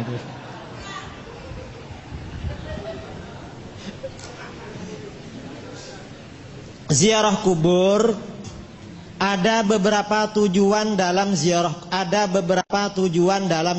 kubur. Yang pertama, orang berziarah kubur karena untuk mendoakan yang ada di makam itu. Ini menurut kita boleh, menurut orang Wahabi boleh. Mendoakan orang yang ada di makam boleh. Yang kedua, ada ziarah kubur karena untuk memenuhi hak kita kepada yang ada di kubur. Misalnya yang kita ziarahi itu orang tua kita atau guru kita. Ini menurut kita boleh. Menurut Wahabi, wallahu a'lam, boleh apa enggak? Ada orang ziarah kubur tujuannya untuk bertabarruk atau bertawassul dengan orang yang ada di kubur itu. Menurut kita boleh, menurut Wahabi syirik. Ini yang berbeda. Jadi perlu dirinci. Tadi itu yang beliau katakan boleh ziarah kubur, itu ziarah kubur tujuan yang terakhir. Ada orang ziarah kubur tujuannya untuk lil i'tibar, mengambil pelajaran dari kematian. Wahabi mengatakan boleh, kita juga boleh. Dan ini kuburan siapa saja bebas untuk yang ketiga. Apakah kuburannya orang kafir, kuburannya sapi, kuburannya Cina atau siapa. Kalau tujuannya agar kita ingat mati, bebas katanya para ulama. Karena yang penting kita ingat. Tetapi kalau tujuan yang pertama kita ziarah kubur untuk mendoakan orang yang ada di kubur, Orang kafir tidak boleh, harus muslim. Yang kedua, ketiga juga begitu, harus muslim. Jadi yang beliau sampaikan tadi, yang boleh itu ziarah kubur dengan tujuan untuk mengambil pelajaran dari kematian. Mungkin kalau para jamaah atau moderator ingin klarifikasi kepada beliau, orang ziarah kubur tujuannya untuk bertabarruk, ya, bertabarruk atau untuk bertawassul, beristighatsah orang yang ada di makam itu. Kira-kira bagaimana menurut beliau? Kalau menurut Ahlus Sunnah wal Jamaah, jumhurul muslimin, mayoritas umat Islam sejak masanya para sahabat sampai sekarang boleh. Menurut Wahabi tidak boleh. Karena surga neraka bukan milik, yang memasukkan kita ke surga ke neraka bukan Wali Songo. Dasarnya mana? Dalilnya kita ziarah kubur untuk tujuan tabarruk atau tawassul. Yang pertama dasarnya Al-Quran. Di dalam Al-Quran, walau annahum izzalamu anfusahum ja'uka fastaghfarullaha wastaghfara lahumur rasul lawajadullaha tawwabar rahima. Seandainya apabila orang-orang beriman itu ketika mereka melakukan kezaliman terhadap dirinya sendiri, lalu mereka datang kepadamu Muhammad, lalu mereka beristighfar kepada Allah dan Rasul telah memintakan istighfar pada mereka, maka mereka akan menemukan Allah Maha Penerima Taubat, Allah juga Maha Penyayang.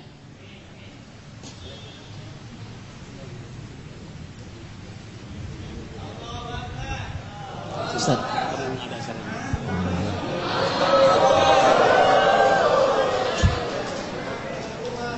Ya, mudah-mudahan beliau diberi keselamatan dan hidayah begitu ya, selama kita. Allahumma amin. Jadi tujuannya tabarruk atau istighatsah.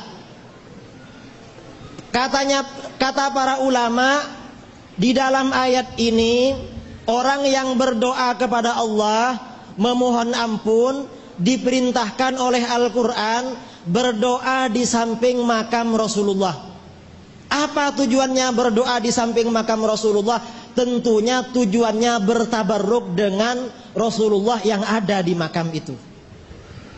Lalu bagaimana dengan orang-orang soleh yang bukan Rasulullah?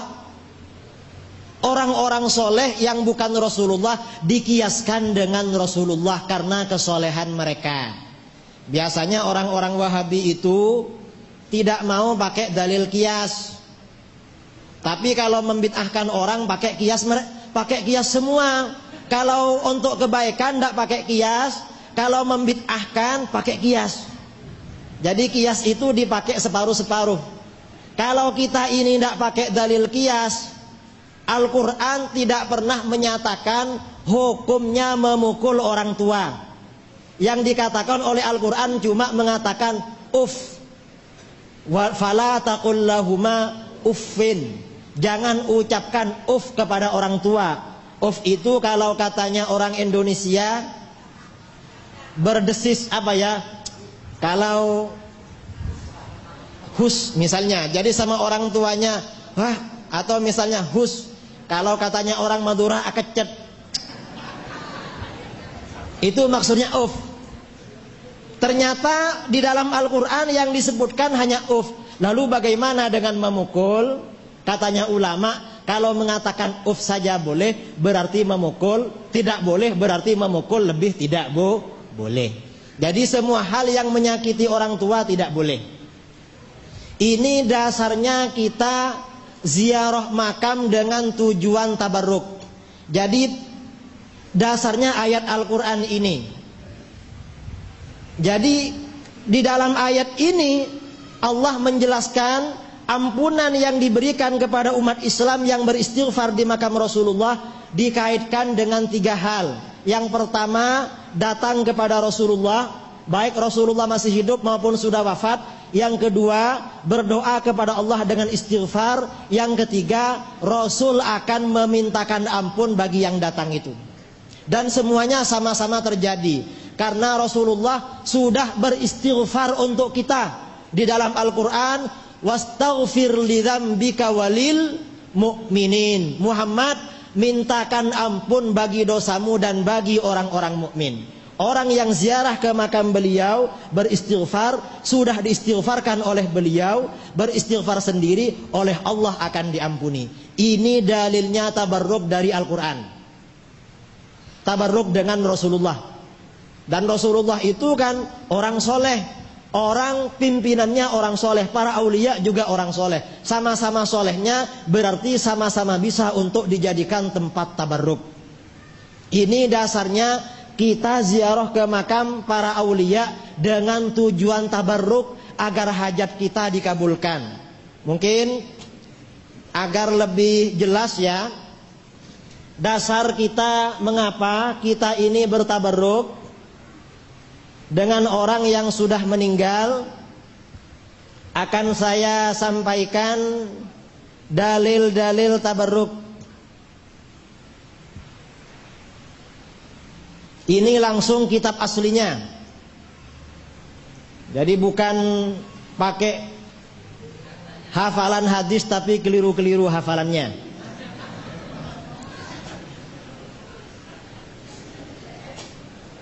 Jadi tabarruk itu artinya apa?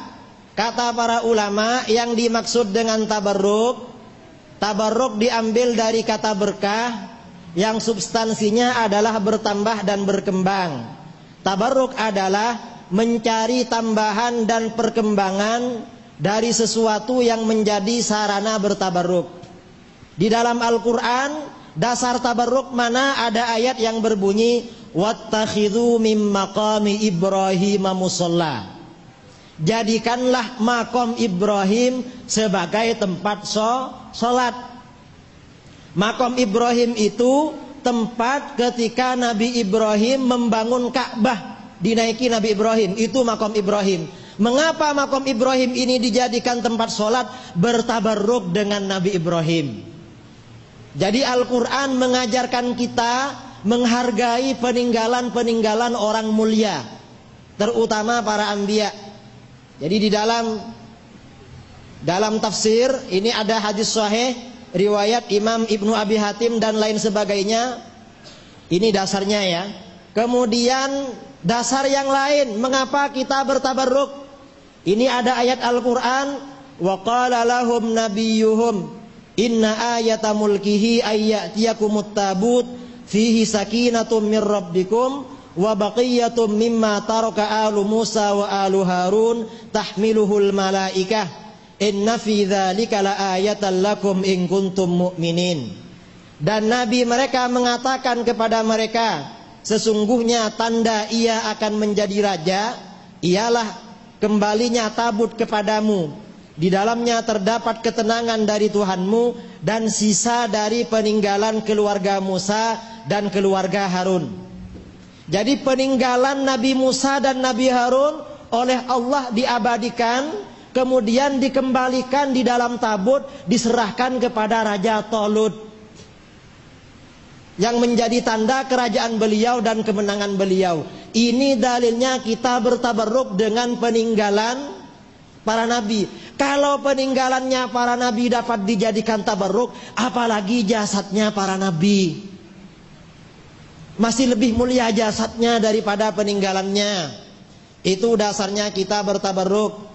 Dalil lain di dalam Al-Quran, Nabi Yusuf, idhabu biqamisi hadha fa'alquhu ala wajhi abi ya'ti basira. Setelah Nabi Yakub buta bertahun-tahun karena ditinggal putranya Nabi Yusuf, maka Nabi Yusuf berkata kepada saudara-saudaranya, pergilah kamu dengan membawa baju gamisku ini, lalu letakkan baju ini ke wajah ayahku, nanti ia akan melihat kembali. Ternyata bagaimana? Falamma anja al-basyiru alqahu ala wajhihi fartadda basira. tatkala telah tiba pembawa kabar gembira itu, maka diletakkannya baju gamis itu ke wajah Yakub, lalu kembalilah dia dapat melihat. Katanya para ulama, ini tabarruknya seorang nabi dengan sesama nabinya. Jadi Nabi Yakub bertabarruk dengan Nabi Yusuf. Nah, perbedaan kita dengan Wahabi bagaimana dalam masalah tabarruk? Jadi tabarruk dengan zat para nabi seperti keringat dan baju mereka, menurut Ahlus Sunnah boleh, menurut Wahabi juga boleh. Yang kedua, tabarruk dengan tempat para nabi dan tempat yang pernah disentuh oleh para nabi, menurut kita boleh, menurut Wahabi syirik. Padahal makomnya Nabi Ibrahim oleh Al-Quran diperintahkan jadikan tempat sholat. Yang ketiga, tabarruk dengan zat dan peninggalan orang soleh, menurut kita boleh, menurut Wahabi syirik. Seperti ziarah makam para wali itu. Itu sebenarnya tadi Ustadz Abdurra'i mau mengatakan syirik, tapi tidak berani di depan sampean. Itu diplomatis saja. Mana dasarnya tabarruk? Ini dasarnya tabarruk dengan zat para nabi. Dalam Sahih Muslim, Rasulullah SAW menyuruh tukang pangkas rambutnya untuk mencukur rambut bagian kanan dan kirinya, lalu rambut-rambut itu dibagi-bagikan kepada para sahabat. Kalau rambutnya saja bisa dijadikan tabarruk, mengapa makamnya tidak? Mengapa jasadnya yang masih utuh di dalam makam tidak? Rambutnya saja oleh Rasulullah dibagi-bagikan untuk tabarruk. Kok disyirik-syirikan? Ini rambut Nabi dalam hadis lain ya. Ini kitab aslinya semua ini. Bukan, bahkan ludah Nabi. Para sahabat bertabarruk dengan air sumur Bid'ah yang pernah diludahi oleh Nabi. Di Madinah ada sumur Bid'ah pernah diludahi oleh Nabi. Para sahabat sering bertabarruk dengan air itu. Nanti kita ambil dalilnya tabarruk dengan selain Nabi. Dengan dahak Nabi, tabarruk dengan dahak Rasulullah sallallahu alaihi wasallam. Allahumma shalli ala Muhammad. Ini dalam Sahih Bukhari diterangkan setiap Rasulullah berdahak, pasti dahak beliau jatuh ke tangan salah seorang sahabat yang menangkapnya, lalu ia gosokkan ke wajah dan kulitnya. Rasulullah kalau mau meludah atau berdahak, sahabat rebutan menangkap ke wajahnya dan ke kulitnya. Ini dalilnya tabarruk. Masa sahabat syirik? Kalau syirik mestinya oleh Rasulullah dilarang itu. Syirik, jangan begitu. Rasulullah tidak apa-apa itu. Bertabarruk dengan keringat Nabi. Ini dalam Sahih Muslim, sahabat Ummu Sulaim mengambil keringat Nabi dan menaruhnya ke dalam botol sebagai minyak wangi. Bertabarruk dengan darah Nabi, Abdullah bin Zubair bertabarruk dengan meminum darah bekam Nabi. Nabi pernah melakukan bekam, cantuk katanya orang Jawa, lalu darahnya disuruh buang kepada Abdullah bin Zubair. Ternyata sama Abdullah bin Zubair tidak dibuang. Setelah tidak kelihatan Nabi diminum. Setelah Nabi tahu, Nabi tidak marah-marah, tidak mengatakan haram. Karenanya mazhab Syafi'i mengatakan kotoran Rasulullah itu suci, darahnya suci, karena darahnya ini diminum tidak diharamkan oleh Rasulullah. Ini kita memuliakan para nabi. Kalau tahu Wahabi bagaimana itu? Tabarruk dengan air seni Nabi. Tahu air seni? Ini air seni Nabi. Barokah pelayan Ummu Salamah istri Nabi bertabarruk dengan meminum air seni Nabi yang akan menjadi pelindungnya dari api neraka. Nabi kalau kencing, kalau malam hari biasanya ditaruh di dalam botol, ditaruh di bawah ranjang. Ketemu pelayannya pagi-pagi diminum. Katanya Rasulullah, laqad ihtadharti minan nari bihidhar. Kami telah membuat perlindungan diri dari api neraka dengan suatu perlindungan. Tabarruk. Kemudian tabarruk tidak syirik. Katanya para ulama dalam hadis-hadis di atas, para sahabat bertabarruk dengan air wudu, ludah, dahak, darah, keringat dan air seni Nabi, dan Nabi pun tidak melarangnya, bertanda bahwa tabarruk memang bukan syirik ketika dilakukan oleh seorang muslim sepanjang masa. Ada lagi bertabarruk dengan mencium makam Nabi. Ini dilakukan oleh sahabat Abu Ayyub Al-Ansari radhiyallahu an. Hadisnya ada di Musnad Ahmad bin Hambal. Kemudian mencium makam Nabi. Imam Ahmad, orang Wahabi mengatakan mazhabnya ikut mazhab Hambali. Ternyata Imam Ahmad bin Hambal, beliau membolehkan bertabarruk dengan cara mengusap dan mencium mimbar dan makam Nabi dengan maksud taqarrub kepada Allah. Bertabarruk dengan unta Nabi Soleh. Untanya ini bukan para waliullah. Unta, bertabarruk dengan unta. Dalam Sahih Muslim, Rasulullah melarang para sahabat mengambil air dari daerah kaum Tsamud yang diazab oleh Allah, dan memerintahkan mereka mengambil air tempat minum unta Nabi Soleh. Mengapa mengambil tempat minum unta? Bertabarruk dengan untanya Nabi Soleh, apalagi dengan walinya Nabi Muhammad. Tabarruk menyentuh Nabi. Abdurrahman bin Razin, ulama tabi'in, bertabarruk dengan mencium tangan sahabat Salamah bin Al-Aqwa, karena sahabat tadi pernah disentuh dan dibaiat oleh Rasulullah.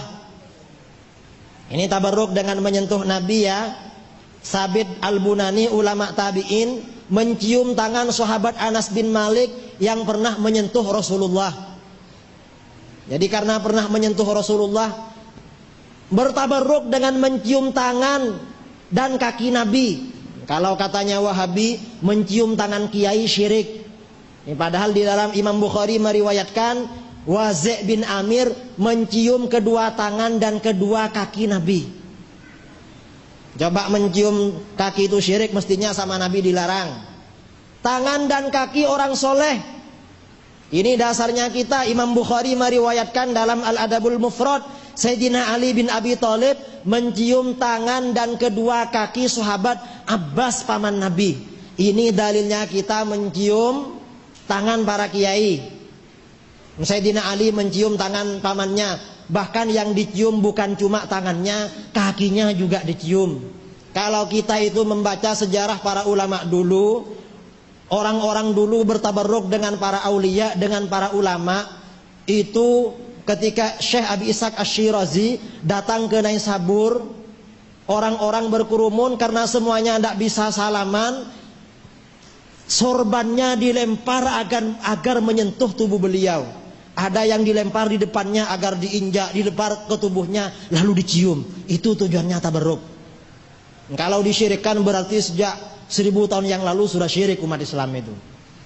Lalu dia bilang, siapa yang muslim kalau saling mengkafirkan, katanya.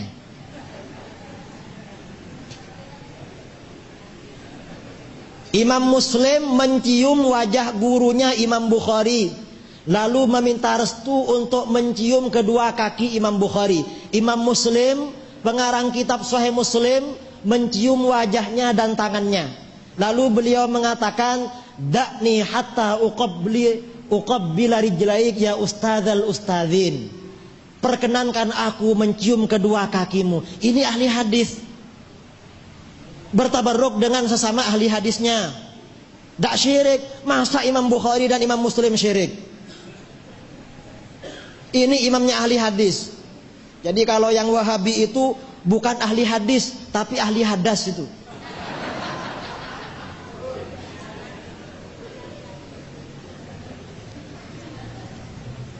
Karena ahli hadis bertabarruk. Kemudian benda yang disentuh tangan Nabi, benda yang disentuh tangan yang disentuh Nabi. Abul Aliyah, ulama salaf, mencium apel pemberian sahabat Anas bin Malik. Jadi di dalam kisahnya, dalam hadis ini, bahwa Sayyidina Anas bin Malik menyerahkan apel kepada Abul Aliyah. Lalu apel itu diusap dan dicium dan diusap-usapkan ke wajahnya. Katanya beliau, apel ini telah menyentuh tangan yang menyentuh tangan Nabi. Allahumma sholli ala Muhammad. Ini ya kitab tentang Cium mencium ini banyak sekali, kitabnya ahli hadis, bukan ahli hadas. Bahkan juga bertabarruk dengan air hujan. Air hujan oleh Allah, oleh Nabi, oleh para sahabat diperintahkan bertabarruk. Sahabat Ibnu Abbas bertabarruk dengan air hujan dengan cara menghujankan pelana dan baju-bajunya. Jadi kalau lama tidak turun hujan, lalu turun hujan, barang-barangnya dikeluarkan. Bertabarruk dengan air hujan. Mulia mana air hujan dengan Sunan Ampel. Sunan Ampel itu mengislamkan orang Indonesia. Ulama besar, waliullah, manusia lebih mulia daripada air hujan. Karena di dalam Al-Quran, walaqad karramna bani Adam. Anak Adam itu lebih mulia. Anak Adamnya lebih mulia daripada hujan. Air wudhu kaum muslimin, Rasulullah bertabarruk dengan air wudhu umatnya. Ini hadisnya sahih, diriwayatkan oleh Imam Al-Baihaqi dalam Syu'abul Iman.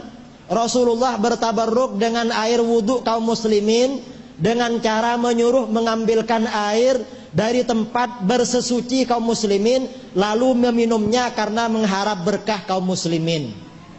Rasulullah yang mengajarkan bertabarruk dengan selain Rasulullah itu, bukan orang Hindu. Ini kok dikira orang Hindu semua. Hadisnya sahih, yang mengatakan sahih ini orang Wahabi, Syekh Al-Albani dalam Sahihul Jami'us Shaghir, sahih hasan katanya dia. Padahal kita tidak perlu sama Al-Albani. Kita lebih banyak ulama ahli hadis. Bertabarruk dengan makam Nabi. Ini tadi sudah diterangkan ya.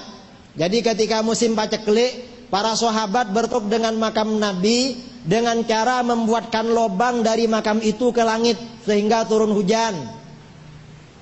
Bertabarruk dengan makam Imam Abu Hanifah, Imam Syafi'i. Bertabarruk dengan makam Imam Abu Hanifah ketika ada hajat, beliau menunaikan sholat 2 rakaat lalu berziarah ke makam Abu Hanifah dan berdoa di sana dan hajatnya dikabulkan oleh Allah. Jadi imam kita, Imam Syafi'i, kalau punya hajat ziarah ke makam Abu Hanifah.